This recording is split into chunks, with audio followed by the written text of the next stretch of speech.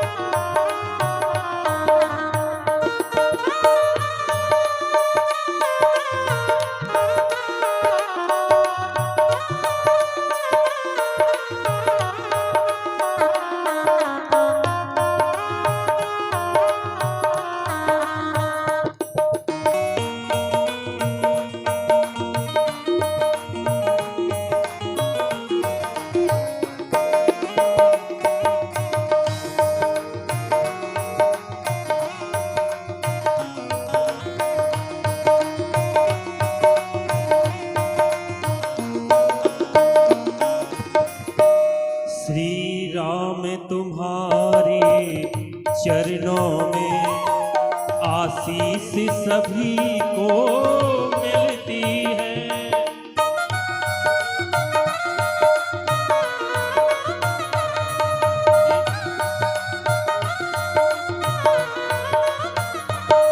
श्री राम तुम्हारे चरणों में आशीष सभी को मिलती है, यह धूल तुम्हारी मिल जाए, यह धूल तुम्हारी मिल जाए, जीवन का सहारा हो जाए, तेरी लगन में खो जाऊं मैं, तेरी लगन में खो जाऊं, दुनिया से किनारा हो जाए, एक बारी जो रघुबर की नजरों का इशारा हो जाए। श्री राम श्री राम श्री राम जय जय राम, श्री राम श्री राम जय राम जय जय राम।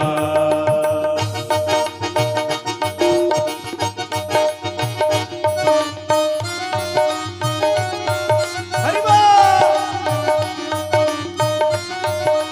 झूमते हुए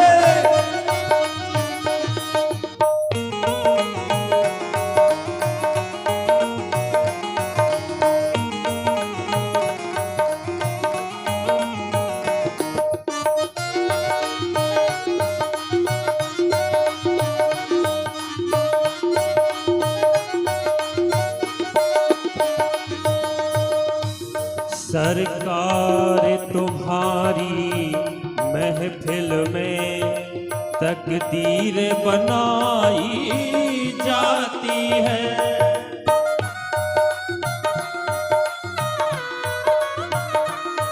सरकार तुम्हारी महफिल में तकदीर बनाई जाती है, मेरी भी बिगड़ी बन जाए, मेरी भी बिगड़ी बन जाए, एहसान तुम्हारा हो जाए, तेरी लगन में खो जाऊं मैं, तेरी लगन में खो जाऊं, दुनिया से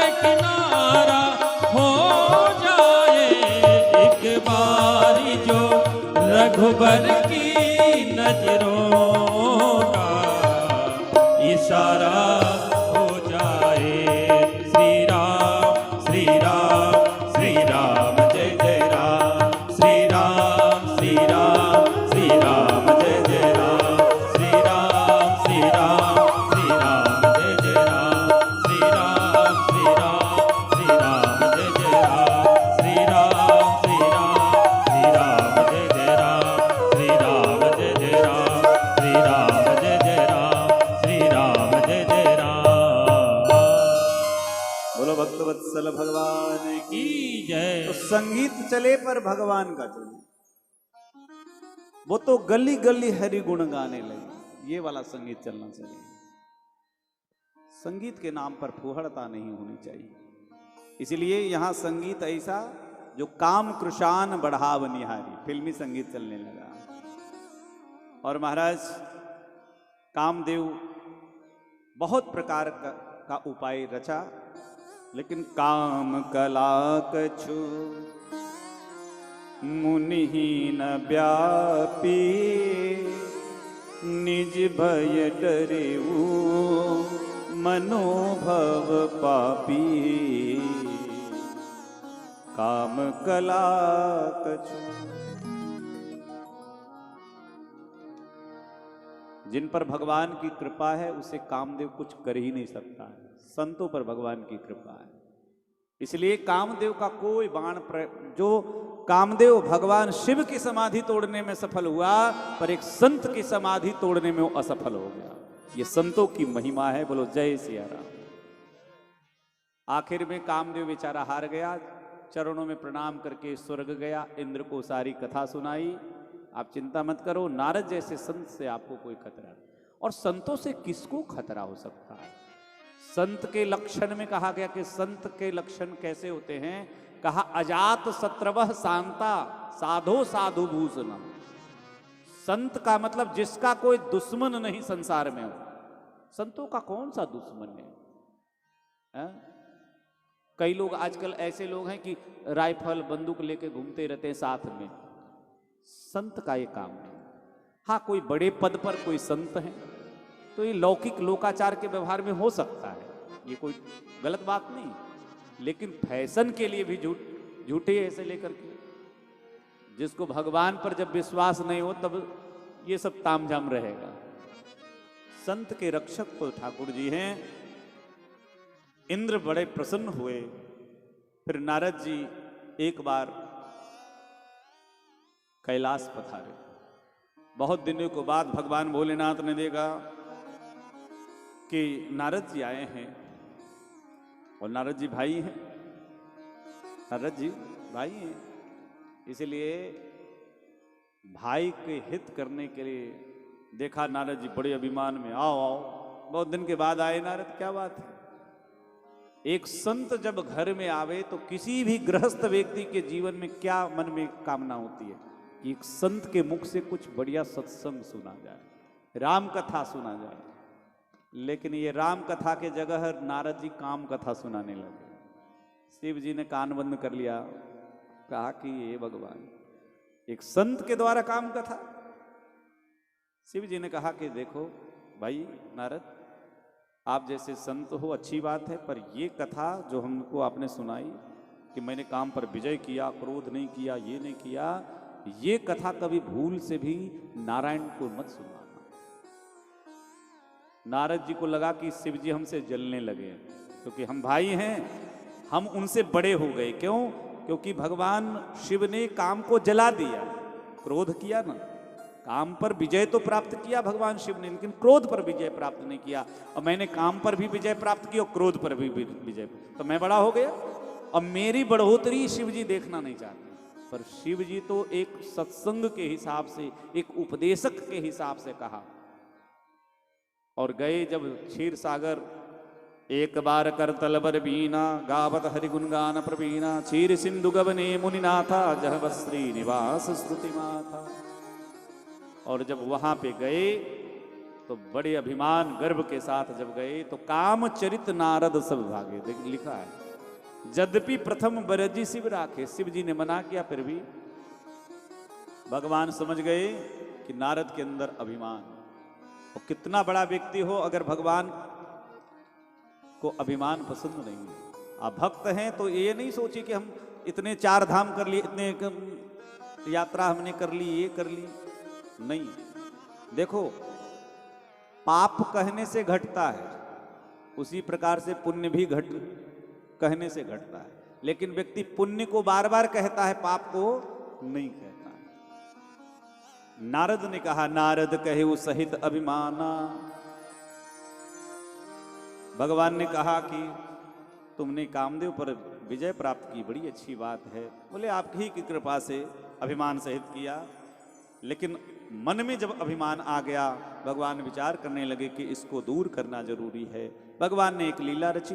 वहां से नारद जी प्रणाम करके निकले। उन्होंने देखा कि एक बढ़िया नगर में ढोल नगाड़े बज रहे हैं। आसमान से जाते हुए नारद जी देखे, झांकने लगे। नीचे आए, पूछा भी क्या बात है, ये उत्सव कैसा? बोले कि कल राजा, उनकी बिटिया का नाम विश्व मोहिनी है और शील निधि नाम के राजा के यहाँ कल स्वयंवर की रचना है। दूर दूर से लोग आते हैं। संत ने विचार किया नारद जी ने कि चलो हम भी देख के जाते हैं। और देखो, संतों को, कई लोग हमको विवाह का बहुत निमंत्रण के हमारे बेटा बेटी का विवाह है महाराज आना, हम पहले मना करते हैं। संतों को विवाह में इसलिए मत बुलाइए कि बाराती चलना है, ये नहीं। संतों को बुलाना है तो बाराती जब आ जाए विवाह के पश्चात कि महाराज आप आशीर्वाद देने आइए, संतों को तब बुलाओ। विवाह में चलने के लिए बाराती में ये सब। और साधु अगर कोई आता जाता हो तो देखिए नारद जी के साथ क्या हुआ। नारद जी विवाह देखने गए, लेकिन वहां शील निधि राजा ने अपनी कन्या को, क्योंकि ये तो सब माया है ना भगवान की, ज्यों ही एक संत को प्रणाम करना चाहिए, लेकिन कहा महाराज जी मेरी कन्या का देखिए, हाथ देखिए।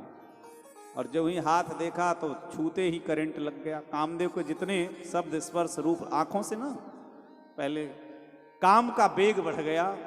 और मन में जब व्यक्ति काम से, कामी व्यक्ति है ना, अंधा, 3 प्रकार के अंधे संसार में कहे गए हैं। एक व्यक्ति जन्म से अंधा होता है, एक व्यक्ति धन से अंधा होता है, और एक व्यक्ति काम से अंधा होता है। कामांधो नैव पश्यन्ति, जो कामी व्यक्ति होता है ना, उसको रिश्ते नाते भी दिखते नहीं है। नारद जी के मन में अब अलग तरह की भावनाएं होने लगे, अटपट बोलने लगे। जो यही बरई अमर सोहि होई, समर भूमि ते ही जीत न कोई। आपकी बेटी को जो वरण करेगा वो तो अमर ही हो जाएगा। यद्यपि लिखा था जो अमर होगा वही आपकी बेटी का वरण करेगा। लेकिन नारद जी उल्टा पलटा जैसे बोलने लगे, मन में विचार करने लगे कि इससे शादी कैसे हो जाए, विवाह कैसे हो जाए। इतनी जल्दी में तो विवाह के लिए कन्या राजकुमारी के लिए सुंदर रूप चाहिए, तो इतना जल्दी सुंदर रूप मिले कैसे? नारद जी में दुर्गुण आ गए। हम सब भी ऐसे ही हैं, जीव हैं, हमारे में सद्गुण दुर्गुण का आना जाना लगा रहता है। पर नारद जी में एक विशेषता जो सबसे अच्छी बात है कि इस दुर्गुण के समय में भगवान को ही याद किया, भगवान को भूले नहीं। और इसीलिए भगवान को भूले नहीं, इसलिए नारद जी के साथ अच्छा हो रहा है कि जब तब कछु न हो ते ही काला ही मिले, विधि मिले कवन विधि वाला। आप कैसे मिले? तो मैं भगवान की तपस्या करूंगा। भगवान का स्मरण करने लगे और जल्दी ही भगवान प्रकट हो गए। क्या चाहिए? कहा प्रभु अपना रूप दे दीजिए, बस। क्या करोगे? बोले शादी करूंगा। भगवान ने कहा देखो जैसा हित होगा, नहीं, हम परम हित करने के लिए आए हैं, आप चिंता मत करो, आपका मैं परम हित करूंगा। भगवान ने आशीर्वाद देकर के अंतर ध्यान हो गए। नारद जी अपने आप को देखने लगे तो विष्णु के जैसा सदृश शरीर प्रतीत होने लगा। दूसरे दिन स्वयंवर में गए तो सबसे आगे, लोग सोचे संत है और संत की मर्यादा, सबसे आगे बैठाया। नारद जी तो सोच रहे हैं हम सबसे सुंदर विष्णु जैसा है इसलिए आगे बैठाया। शिव जी ने 2 गण भेजे थे साथ में, वो पीछे बैठे थे। अब बीच बीच में कुछ कुछ बातें भी सुना रहे थे, चिंता मत करो। नारद जी बार बार उचक उचक के देख रहे थे कि अब आएगी राजकुमारी, तब राजकुमारी। सारे राजा लोग आ गए, लेकिन जब राजकुमारी सखियों के साथ आई माला लेकर के, सामने ही देखा, सामने सबसे आगे वाले सीट पर जो बैठे थे नारद जी, कन्या ने जब देखा, दृष्टि पड़ी तो एकदम मरकट बदन भयंकर देही, देखत हृदय क्रोध भाती। बंदर का शरीर देख करके एकदम कन्या क्रोध में आग बबला, उस पूरे लाइन को छोड़ करके अलग चली गई। नारद जी बार बार ऐसे ऐसे करने लगे।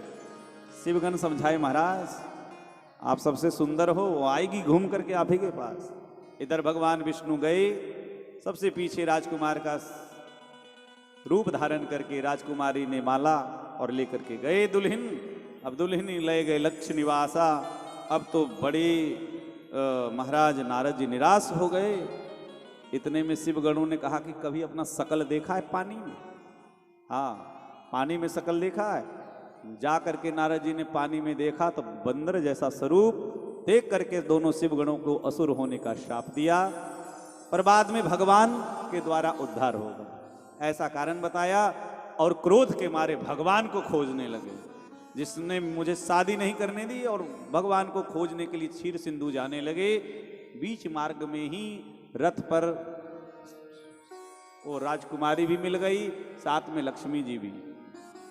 भगवान को बहुत भला बुरा कहा, बहुत सभ्य भाषा में, परम स्वतंत्र न सिर पर कोई, भाव ही मन ही करई तुम। आज तक तुमने मेरी स्तुति सुनी है, आज मैं मन भर के गाली दूंगा। और भगवान को खूब उल्टा सुल्टा सुनाया और भगवान को श्राप दिया कि आपने शादी नहीं होने दी, मेरे बंदर का स्वरूप बनाया, इसलिए आप मनुष्य बनो। आपकी पत्नी हरण कर ली जाएगी तो यही बंदर आपकी सहायता करेंगे।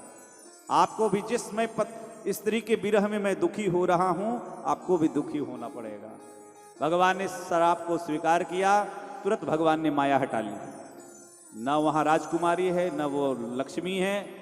भक्त और भगवान को देख करके नारद जी चौंक गए। अरे समझ गए तो भगवान की लीला थी, चरणों में धम से गिर पड़े। हे भगवान, मेरी वाणी झूठी हो जाए।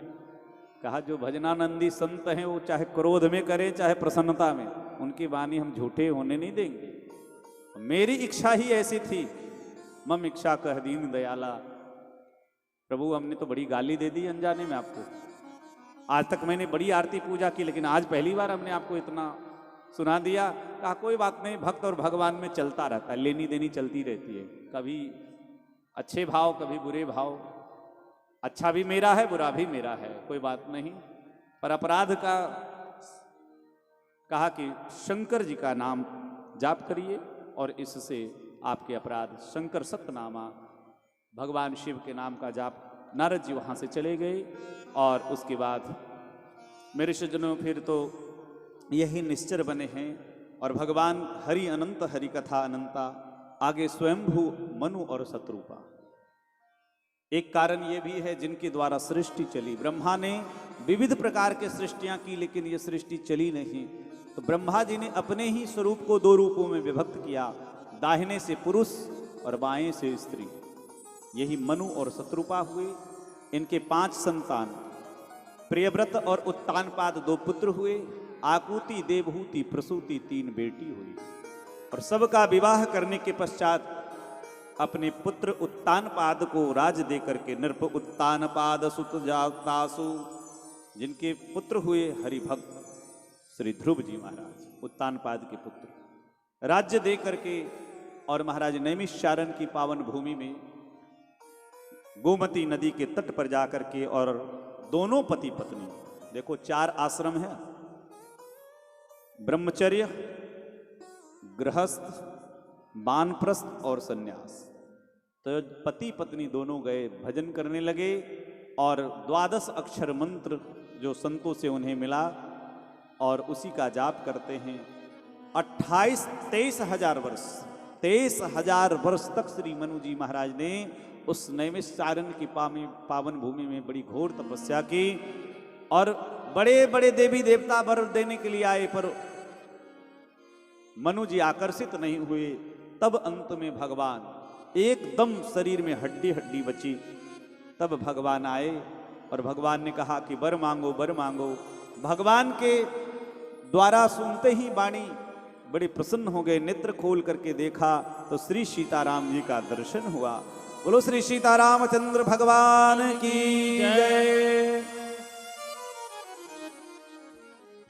बहुत स्तुति की। नील सरोरुह नीलमणि, नील नीरधर श्याम, लाजहि तन शोभा निरखी कोटि कोटि सतकाम। करोड़ों करोड़ों कामदेव को लज्जित करने वाले भगवान आए श्री किशोरी जी के समेत। भगवान ने कहा कि वर मांगिए। मनु जी ने कहा कि कोई इच्छा नहीं, संकोच में आ गए। भगवान ने कहा चिंता मत करो, दुनिया में मैं ऐसा हूं कि कोई चीज भी मैं दे सकता हूं, जो इस ब्रह्मांड में है मैं सब दे सकता हूं। मैं दानी शिरोमणि हूं, जो मन में इच्छा हो। कहा कि सरकार आपके जैसा मैं बेटा चाहता हूं। कितनी सुंदर बात है, गृहस्थ जीवन में और भगवान को बेटा बनाने की इच्छा रखे, ऐसा गृहस्थ कितना श्रेष्ठ है। भगवान ने कहा कि मेरे समान तो मैं ही हूं, अपने जैसा मैं कहां खोजने जाऊं। और राजा भी संकुचित है, इसलिए मैं ही पुत्र बन करके आऊंगा। शत्रुपा जी से कहा आपको क्या चाहिए। शत्रुपा जी भी बोली कि जो मेरे पति ने कहा बस उसी को आप सत्य करिए, आप पुत्र बन के आ जाइए, पति की खुशी में हमारी खुशी है। भगवान बड़े प्रसन्न हो गए। तब मनु जी ने हाथ जोड़ लिया, प्रभु एक वरदान मेरे मन में आ गया है, अब मेरी तरफ से एक वरदान दे दीजिए। बोले अभी तो वरदान मांग नहीं रहे थे, अब स्वयं मांग रहे हैं, क्या चाहिए। कहा प्रभु आप बेटा बन के तो आवे, लेकिन उसमें एक विशेषता हो कि आपके चरणों में हमारी मति ऐसे लगी रहे कि जैसे मणि के बिना सर्प जिंदा नहीं रह सकता, जल के बिना मछली जीवित नहीं रह सकती है, उसी प्रकार के मेरा जीवन आपके अधीन रहे। दुनिया में दो ही लोगों ने भगवान से सच्चा प्रेम किया, त्रेता में महाराज श्री दशरथ और द्वापर में भगवती कुंती। भगवान के विरह में तुरंत उन्होंने शरीर का परित्याग किया। तो केवल आपके लोग भले कहे कि बेटे में आसक्ति है, बेटे में आसक्ति है, कोई बात नहीं, लेकिन आपके चरणों में मेरी आसक्ति बनी रहे। बड़े प्रसन्न हो गए भगवान ने, तथास्तु किया। कहा अब आप जाइए अयोध्या में, दशरथ कौशल्या बनिए और मैं शीघ्र ही आने वाला हूं। तो एक ये भी कारण है, समय का अभाव। एक कई देश जो अयोध्या से संबंध तो है ही, कई देश में सत्यकेतु नाम के राजा रहते हैं और उनके 3 पुत्र हैं, प्रताप भानु, अरिमर्दन और धर्मरुचि। प्रताप भानु राजा बने और उसको राज्य दे करके और सत्यकेतु वन में गए, भगवान का भजन करके कल्याण कर लिए। अब प्रताप भानु चक्रवर्ती राजा बने। अब देखो जो व्यक्ति के जीवन में जितना है, इतने बड़े राजा बनने के बाद भी मन में संतोष नहीं। एक दिन शिकार करने के लिए जंगल में गए, महाराज एक कपट मुनि जो जानता था, कपट मुनि साधु का वेश धारण करके, कई लोग कहते हैं कि चमत्कार चमत्कार, आजकल बड़ी चर्चाएं हो रही हैं। मैं निवेदन करूं, हमारे महाराज जी भी यहाँ विराजमान है, बामनौली के लोग भी हैं जिन्होंने बहुत सारे संतों को देखा भी होगा। संत कभी चमत्कार नहीं दिखाते, संतों के माध्यम से कुछ ऐसा हो जाए, ठाकुर जी करा दें तो वो अलग बात है, लेकिन कोई कह करके कि हाँ हम तुमको ऐसा कर दें, ऐसा कर दें, ऐसा कर दें, कभी संत ऐसा नहीं कर सकते। कभी भी संतों का इतिहास देखोगे, केवल भगवान अपने भक्त की वाणी को सत्य करने के लिए, संतों के वचन को रक्षा करने के लिए करवा देते हैं, लेकिन संत कभी अपने मुख से नहीं कह सकता कि मैं चमत्कार दिखाता हूं, मेरे पास तुम हो, है ना। क्योंकि चमत्कार दिखाने वाला संत नहीं, वो जादूगर हो सकता है। यहां चमत्कार के चक्कर में प्रताप भानु पड़ गया। एक कालकेतु नाम के निश्चर जो माया से सुअर बना था, उसी के पीछे शिकार खेलते खेलते घनघोर जंगल में गए। सब मंत्री संतरी सेना सब रह गई और महाराज वो चले गए। तो वहां वो कपट मुनि जो था, एक तनु नाम बताया कि एक तनु, और त्यागी के वेश में महाराज राख वाख पोत करके बैठा था। देखा थका हुआ राजा, पानी वानी पिलाया, बोला महाराज नाम बताओ। तो प्रताप भानु ने कहा कि मैं राजा प्रताप भानु का मैं मंत्री हूं। चूंकि वो पहचानता था, कहा कि हम समझ गए तुम चक्रवर्ती हो, तुम झूठ बोलते हो, हम संतों से झूठ नहीं बोलते। फिर तो उसके जाल में ऐसा फंस गया हो कि उसने कहा कि देखो राजा, तुम्हारे पास सब कुछ है, तुम सब पूरी दुनिया के राजा हो, लेकिन ये ब्राह्मण तुम्हारे बस में नहीं है। तो महाराज ये कैसे बस में हो? बोले बस ब्राह्मणों को भंडारा खिलाओ। बोले मेरे हाथ का बनाया हुआ यदि भंडारा ब्राह्मण खाएंगे सब बस में हो जाएंगे। और वो मायावी था, माया के कारण 70 योजन की दूरी तुरंत सेकेंडों में वो पहुंचा दिया। तो इससे चमत्कार देख करके प्रताप भानु को विश्वास हो गया, और जीवन में जिसे संतोष नहीं है तो उसका विनाश ही होना है। अब महाराज 3 दिन का उसने समय दिया, प्रताप भानु को नगर भेज दिया, और 3 दिन में उसके उपरोहित का अपहरण करके और वो कपट मुनि स्वयं भंडारा के लिए सब ब्राह्मणों को निमंत्रण दिया। और ज्यों ही सब ब्राह्मण निमंत्रण में आ करके और महाराज ज्यों ही भोजन पाने लगे, माया मैं ते ही किन रसोई, बिंजन बहुगनि सकई न कोई, परसन जब ही लाग मही पाला, भय आकाश बानी ते ही काला। जो ही भंडारा में भोजन परोसने लगा, आकाशवाणी हो गई, हे ब्राह्मणों आप उठ करके चले जाओ, क्योंकि ये जो भोजन है आप लोग के खाने योग्य नहीं है। इसमें जानवरों के मांस तो हैं ही, मनुष्यों के भी मांस परोसे गए। सुनकर के ब्राह्मण तो एकदम सन्न रह गए, और उन्होंने कहा अच्छा, इस राजा ने हम लोगों से धोखेबाजी की, हम सबको धर्म भ्रष्ट करना चाहता है। इसलिए सारे ब्राह्मण एक सुर में राक्षस होने का श्राप दिया और कुल खानदान से नष्ट होने का श्राप दिया। सारे ब्राह्मण भोजन छोड़ छोड़ करके चले गए श्राप दे करके। उसी समय आकाशवाणी हुई, हे ब्राह्मणों आपने विचार करके श्राप नहीं दिया है, राजा का कोई अपराध नहीं। तो किसका अपराध है? सारी बात आकाशवाणी ने जब कहा तो कहा कि तीर कमान से और बात जवान से। अब श्राप निकल गए तो अब तो इसका कुछ कर नहीं सकते, पर इसके उद्धार के लिए भगवान को स्वयं आना पड़ेगा। 1 महीने के बाद ही उसके राज्य पर दुश्मनों ने हमला किया, और जो ब्राह्मणों का श्राप था वो सत्य हुआ। कुल खानदान समेत ये नष्ट हो करके महाराज यही तीनों भाई असुर बना। सत्य के तु कुल को नहीं बाचा, विप्र श्राप किम होई असाचा।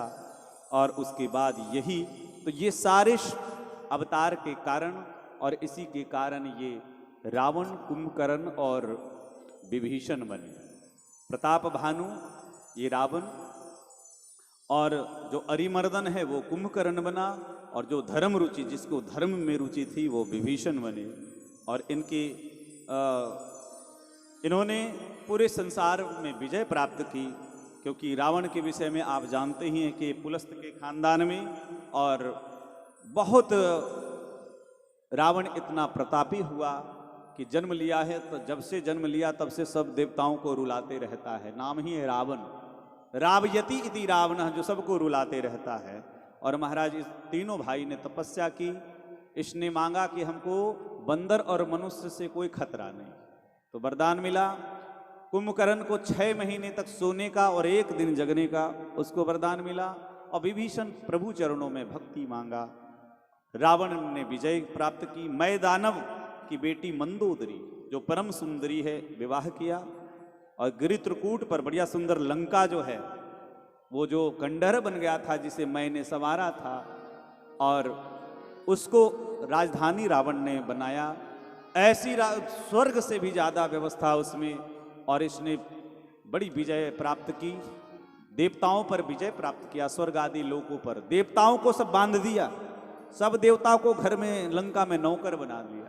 और यहाँ तक कि 2 जो गुरुदेव हैं, गुरुदेव जो भगवान शिव हैं वो भी, और महाराज ब्रह्मा जी रोज वेद पढ़ने आते। कभी भी पढ़ने वेद आते, थोड़ा सा भी अगर देरी हो जाता 2-4 मिनट तो रावण बड़ी जोर से डांटता। भगवान शिव भी डर के मारे चेला के घर ही पूजाने के लिए जाते। हाँ, एक बार आया और कैलाश उठाने लगा। पार्वती जी को बड़ा गुस्सा आया। पार्वती जी ने हवा दे दिया। हवा देते ही रावण का हाथ दब गया। अब कैलाश उठाया था तो रावण दब गया। तब उसने शिव तांडव, जटाटवी गलत ज्वल प्रवाह पावित स्थले गलेल, पूरा स्तुति उसने की। और महाराज उसके बाद शिव जी प्रसन्न हुए, भगवती भी प्रसन्न हुई, फिर रावण को वरदान दिया। तो ऐसे रावण उसने पूरे विस्तार किया। उसका पुत्र मेघनाद जिसने इंद्र पर विजय प्राप्त की, और जिधर जिस दिशा में रावण चला जाता भगदड़ मच जाता, पृथ्वी हिलने लगती, और उसने समस्त भगवान विष्णु के जो विरोधी कर्म है सब करना, धर्म सनातन धर्म के विरोध में जितने कर्म है सब करना प्रारंभ किया। स्त्रियों को अपहरण करके लाता, और ऐसे करके जहां जहां यज्ञ आदि कर्म सबको बंद कराने, ना कोई कथा न कोई कीर्तन न वार्ता। इस प्रकार से जप जोग विरागा तप मख भागा, श्रवण सुनई दस सीसा। जहां कहीं यज्ञ होता रावण स्वयं जा करके महाराज सबको नष्ट कर देता। इसलिए संसार में खल चोर जुआरी दुष्ट सब बढ़ गए। कहीं भी महाराज कोई माता पिता को नहीं। कहा कि असुर कौन है? कहा मान ही मात पिता नहीं देवा। जो धर्म को न माने, माता पिता को न माने, साधुओं से सेवा करावे, इस तरह के जिसके आचरण है वही असुर है। वो सींग वाला असुर नहीं होता है, जो धर्म का विरोध करे वही असुर कहा गया है। और धर्म की इतनी हानि होने लगी कि पृथ्वी गाय के रूप धारण करके, और जहां देवता ब्रह्मादिक देवता थे वहां से गई रुदन करने लगे। और ब्रह्मा जी के ने देखा गैया मैया रो रही है पृथ्वी, तो कहा कि देवी हम क्या करें, हम भी उनके अधीन हैं। और धरणी को समझाया है, और सब भगवान को पुकारने लगे। सब देवता मिलकर के पुकारने लगे। कोई कहता है क्षीर सिंधु चलो, कोई कहता है बैकुंठ चलो, कोई कहता है कहाँ चलो। भगवान शिव ने कहा कहीं मत जाओ। भगवान को प्रकट करने के लिए केवल प्रेम की आवश्यकता है। इसलिए सब देवताओं ने उस बात को माना। आइए हम थोड़ी देर में ही राम जन्म के प्रकरण में हम लोग बिल्कुल प्रवेश कर चुके हैं, और 10-15 मिनट के अंदर ही हम लोग भगवान की कथा का विराम करेंगे। जय जय सुरनायक जन सुखदायक, प्रणत पाल भगवंता, गोद हितकारी जय सुरारी, सिंधु सुता प्रिय गंता, पालन सुर धरनी अद्भुत करनी, मरम न जानई कोई, जो सहज कृपाला दीन दयाला, करहु अनुग्रह सोई। जय जय अविनाशी सब घटवासी, व्यापक परमानंदा, अभिगत गोतीतम चरित पुनीतम, माया रहित मुकुंदा। सीता राम राम राम सीता राम राम राम, सीता राम राम राम सीता राम राम राम, सीता राम राम राम सीता राम राम राम, सीता राम राम राम सीता राम राम राम। सब देवता मिलकर के बड़े भाव सहित प्रेम सहित स्तुति किए। आकाशवाणी हुई कि जानी सबय सुर भूमि सुनी, बचन समेत सने, गगन गिरा गंभीर भई हर निशोक संदेह। अब आप लोग चिंता मत करो। और जनी डरपहु मुनि सिद्ध सुरेशा, तुम ही लागी नर धरिहऊं नर वेशा। अब आपके लिए हम मनुष्य बनेंगे, पर हमारी लीला के लिए आपको भी कुछ बनना पड़ेगा। इसलिए आप लोग भी अवतार धारण करें। सारे देवता प्रभु के लीला में सम्मिलित होने के लिए किष्किंधा में बंदर भालू के रूप में अवतरित हो गए। सारे देवता, ब्रह्मा जी जामवंत के रूप में आ गए, शिव जी हनुमान के रूप में अवतरित हो गए, सुग्रीव जो कि सूर्य के अंश हैं सुग्रीव, इंद्र के अंश हैं बाली। ऐसे करके सब जो है नल नील आदि सब द्विद मयंद आदि सब देवताओं के ही अंश से अवतरित हो गए हैं। और महाराज ये बंदर भालू, इनका अस्त्र शस्त्र नख है, और पूरी पृथ्वी में छा गए। महाराज इस प्रकार से भगवान के अवतार की भूमिका बनी। और अब आइए हम लोग अब जिस धाम से मैं आया हूं ऐसे श्री अयोध्या धाम की ओर गोस्वामी जी ले चलते हैं। अवधपुरी रघुकुल मनि राऊ, अवधपुरी रघुकुल मनि राऊ, अवधपुरी रघुकुल मनि राऊ, अवधपुरी रघुकुल मनि राऊ, वेद विदित तेहि दशरथ नाऊ, वेद विदित तेहि दशरथ नाऊ, धर्म धुरंधर गुण निधि ज्ञानी, धर्म धुरंधर गुण निधि ज्ञानी, हृदय भगति मति सारंग पानी, हृदय भगति मति सारंग पानी, अवधपुरी रघुकुल मनि राऊ, अवधपुरी रघुकुल मनि राऊ, वेद विदित तेहि दशरथ नाऊ, वेद विदित तेहि दशरथ नाऊ। बोलो अयोध्या धाम की। तो अयोध्या कैसी नगरी है? तो वाल्मीकि में लिखते हैं अयोध्या नाम नगरी तत्रासिल लोक विश्रुता मनुना मानवेंद्रेण या पुरी निर्मिता स्वयं। स्वयं मनु जी महाराज ने इस नगरी की स्थापना की। अयोध्या का मतलब है जहां कोई युद्ध न होता हो।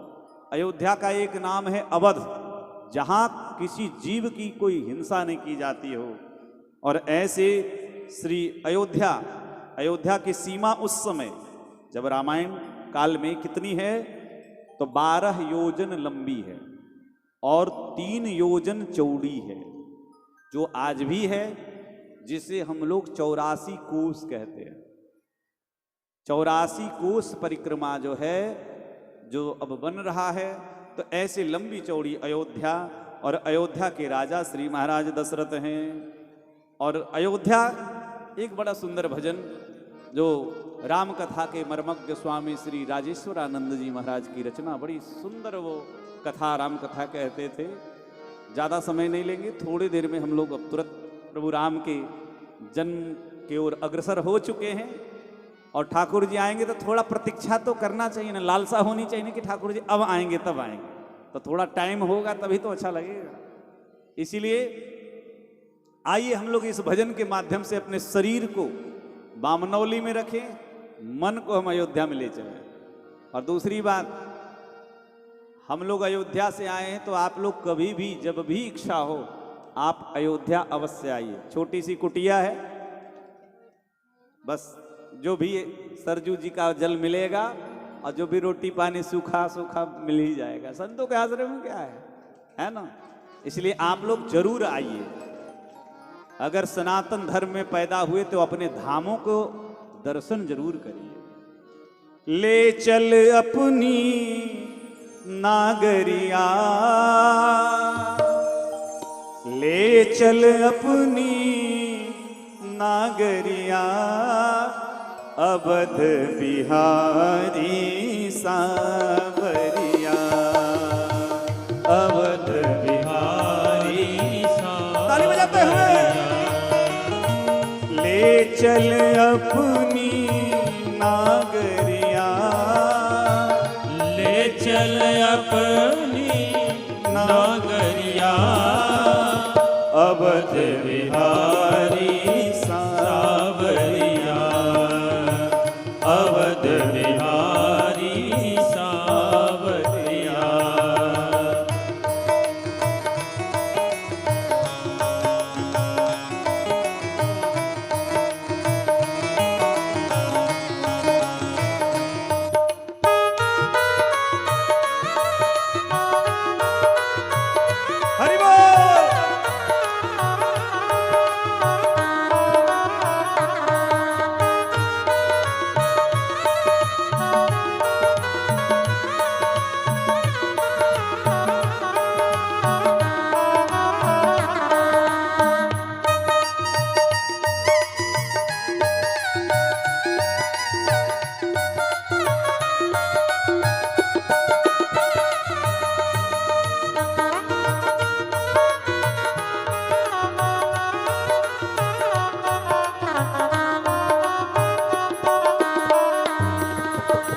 सरजू के तीर अयोध्या नगरी, सरजू के तीर अयोध्या नगरी, सरजू के तीर अयोध्या नगरी, सरजू के तीर अयोध्या नगरी, अयोध्या नगरी, अयोध्या नगरी, अयोध्या नगरी, अयोध्या नगरी, सरजू के तीर अयोध्या नगरी, सरजू के तीर अयोध्या नगरी, संत भरे जहाँ गागरिया, संत भरे जहाँ गागरिया, अवध बिहारी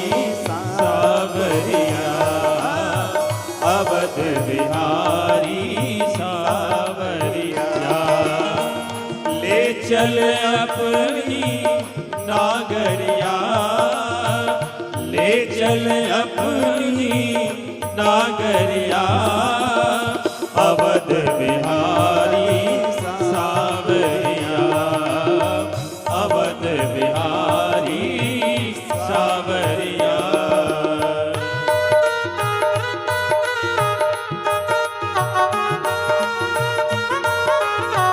रहो अयोध्या धाम की।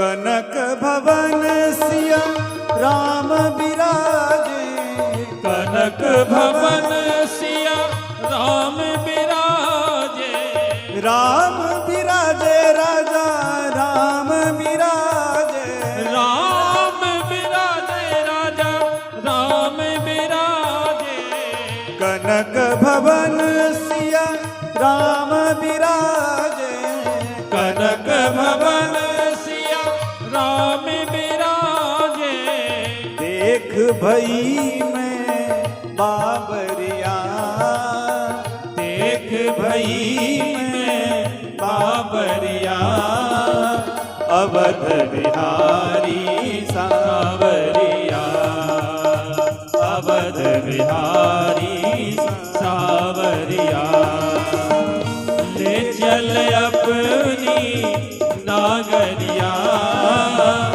ले चल अपनी नागरिया, अवध बिहारी सावरिया, अवध बिहारी सावरिया, अवध बिहारी सावरिया। बोलो अयोध्या धाम की।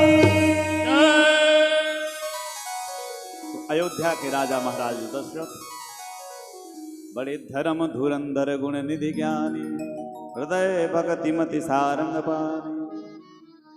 लेकिन एक बार महाराज दशरथ के मन में भी ग्लानि हो गई।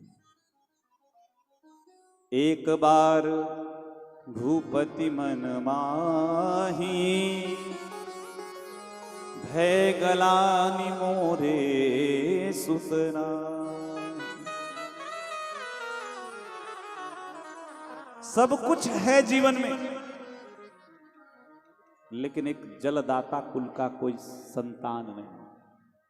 कुछ बेटा बेटी कोई संतान हो जाए, क्योंकि संतान नहीं होना ये गृहस्थ जीवन का सबसे बड़ा कलंक माना गया है। इसलिए दुख की घड़ी में श्री दशरथ जी गुरुदेव वशिष्ठ जी के पास गए और अपने दुख सुख का निवेदन किया। निज दुख सुख सब गुरु ही सुनायो। संत सदगुरु ऐसे हैं, देखो कभी भी संतों के पास जाओ तो केवल दुख ही मत कहो, सुख भी कहो।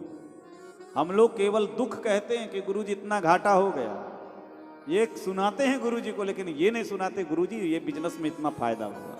अरे गुरुजी ले नहीं लेंगे, लेकिन नहीं सुनाना एक प्रकार का कपट है। निज दुख सुख सब गुरु ही सुनायो, कही वशिष्ठ बहुविधि समझायो। चिंता मत करो महाराज, क्यों न? जितना ज्यादा चिंता आपको है उससे ज्यादा चिंता मुझे है, क्योंकि मैं आपके पीढ़ियों से मैं पुरोहिताई इसीलिए कर रहा हूं कि आपके पुत्र हो, इसी आशा में मैं भी पंडिताई कर रहा हूं। मैं देख पा रहा हूं कि आपको एक नहीं 4 संतान की प्राप्ति का योग है महाराज। अरे महाराज गुरुजी 60,000 की अवस्था है, 60 बूढ़ा हो गया हूं, अब कब होगा गुरुदेव? बोले बस अब वो समय आ ही गया है। करना क्या होगा? बोले यज्ञ करो। और यज्ञ के लिए किसको? देखिए विचार करिए, यद्यपि वशिष्ठ ब्रह्मा के पुत्र हैं, कोई सामान्य नहीं है, सर्वसमर्थ हैं, लेकिन उन्होंने इस यज्ञ में आचार्य के लिए श्रृंगी ऋषियों को बुलाया। और वाल्मीकि रामायण जो शुरू है यही से बड़ा प्रारंभ बड़ा सुंदर है। इसमें श्रृंगी ऋषि को बुलाया गया, जो श्रृंगी ऋषि यहां वर्णन नहीं है, लेकिन अवांतर ग्रंथों में वर्णन है कि महाराज दशरथ की एक पुत्री है, नाम शांता है।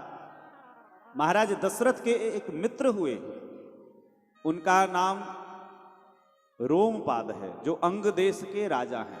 रोमपाद, दोनों में इतनी घनिष्ठता कि राजा दशरथ के पास एक दिन रोमपाद आए तो उनकी बिटिया जो शांता है उसको मांग लिए, तो रोमपाद को दशरथ जी ने बेटी दे दी। उसी बेटी का विवाह श्रृंगी, विभांडक के पुत्र श्रृंगी, जो बड़े यज्ञ के पुत्रेष्ठ यज्ञ के परमाचार्य हैं। महाराज इनकी कथा हो सकता है कल मैं सुनाऊं, समय मिलेगा तो।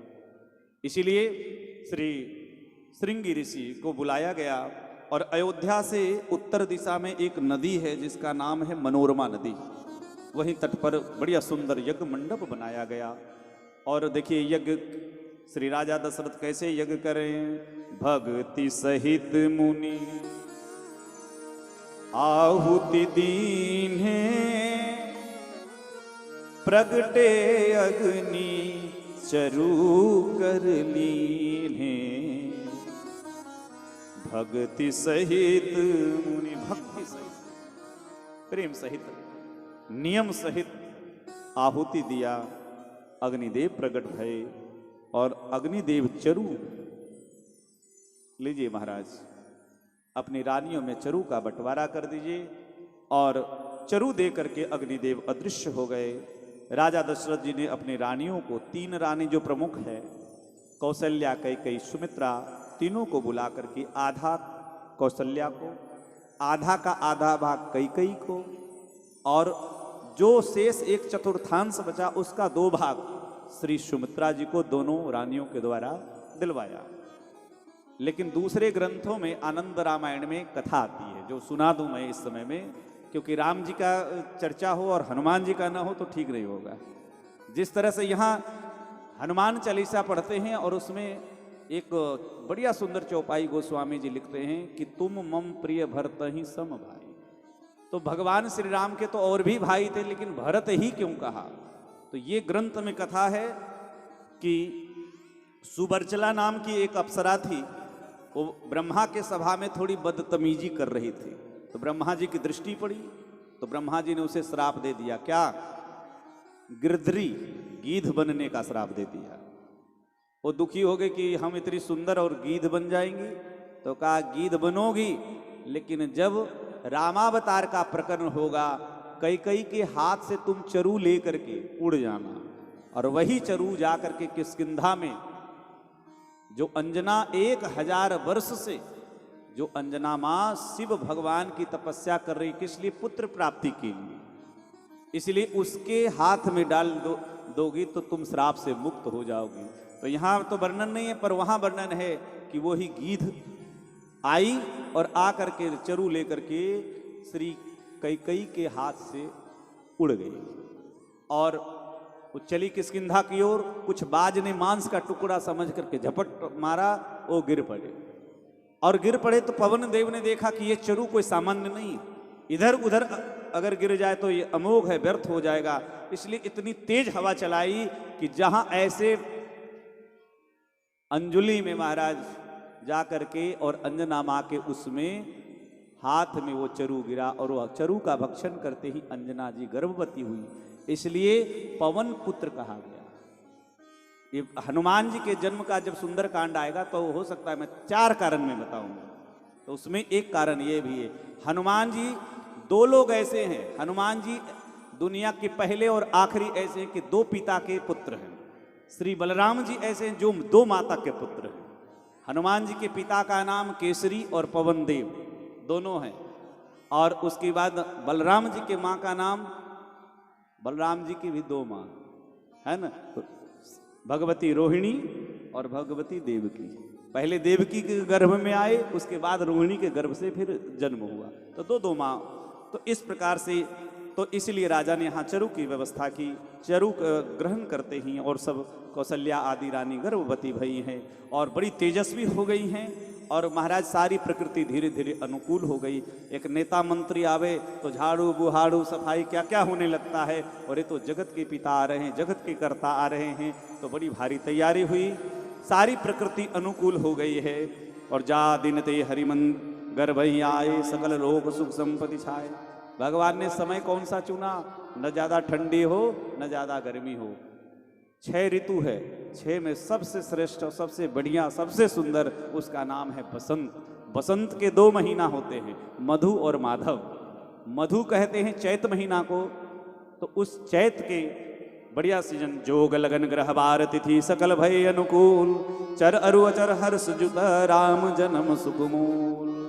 सब जोग लगन सब अनुकूल हो गए हैं, और धीरे धीरे देखते ही नवमी तिथि मधु मास पुनीता।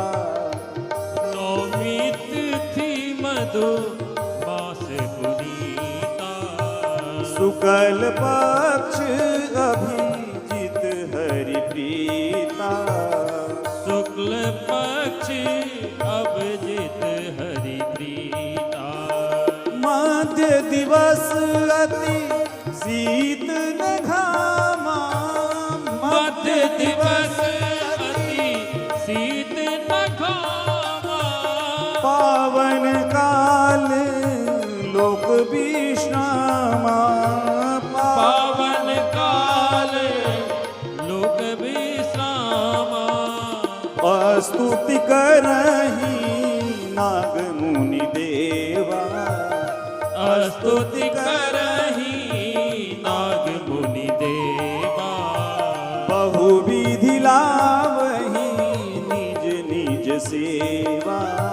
बहुविधि लावहि निज निज सेवा। नवमी की तिथि और मधुमास पुनीता, चैत्र का महीना हो गया, शुक्ल का पक्ष अभिजित हरि अभिजित मुहूर्त है, और लग्न में भगवान श्री राम के जन्म के समय लग्न में चंद्रमा है, पुनर्वसु नक्षत्र है, कर्क लग्न है, और बढ़िया दिन के ठीक। और 5 जो बढ़िया ग्रह है, सूर्य मंगल शनि गुरु और राहु, ये चारों ग्रह उच्च दशा में बढ़िया सुयोग है। और उसी समय महाराज योग बना है, और सब देवताओं ने देखा कि बढ़िया सुंदर है, इसलिए आकर के गर्भ स्तुति करके सब देवता चले गए। और महाराज सुर समूह विनती करी, पहुँचे निज निज धाम। जग निवास प्रभु प्रगटे अखिल लोक विश्राम। बोलो भक्त वत्सल भगवान की। ठाकुर जी चतुर्भुज रूप में उस दिन के 12 बजे मैया कौशल्या अम्बा के उस प्रासाद भवन में प्रकट भये। जब देखा छवि देखते ही मैया कौशल्या हाथ जोड़ करके और स्तुति करने लगी। और आइए बड़े प्रसिद्ध स्तुति के साथ हम लोग फिर बधाई गाएंगे और बधाई के साथ कुछ घोषणा हो गई और उसके बाद आरती। भय प्रगट कृपाला दीन दयाला कौशल्या हितकारी हर्षित महतारी मुनि मनहारी अद्भुत रूप विहार लोचन अभिरामा तन घन श्यामा निज आयुध भुज चारि भूषण वनमाला नयन विशाला शोभा सिंधु करारी कह दुई कर जोरी स्तुति तोरी केहि विधि करौ अनंता माया गुण गानातीत अमाना वेद पुराण बनंता करुणा सुख सागर सब गुण आगर जे गावै तुति संता सो मम हित लागी जन अनुरागी भयो प्रगट श्रीकंता ब्रह्मांड निकाया निर्मित माया रोम रोम प्रतिवेद कह मम उर्सो वासी यह उपहासी सुनत धीर मति धीर न रहे उपजा जब ज्ञाना प्रभु मुस्काना चरित बहुत विधि कीन जय कही कथा सुहाई मात बुझाई जय प्रकार सुध प्रेम लय माता पुनि बोली सो मट डोली तजहु तात यह रूपा की जय शिशुलीला अति प्रिय सिया सुख परम अनुपा सुनि बचन सुजाना रोदन खाना होई बालक दुर्भूपा यह चरित जगावहि हरि पद पावहि तेन परहि भवभूपा यह चरित जगावहि हरि पद पावहि तेन परहि भवभूपा विप्रधेनु सुर संत हित लिन्न मनुज अवतार निज इच्छा निर्मित तनु माया गुण गोपा। भगवान किसी की इच्छा से नहीं अपनी इच्छा से आते अपने अनुसार आते हैं। 4 गाय देवता और विप्र और संत ये चारों के हित के साथ साथ सबका हित जगत का हित करने के लिए ठाकुर जी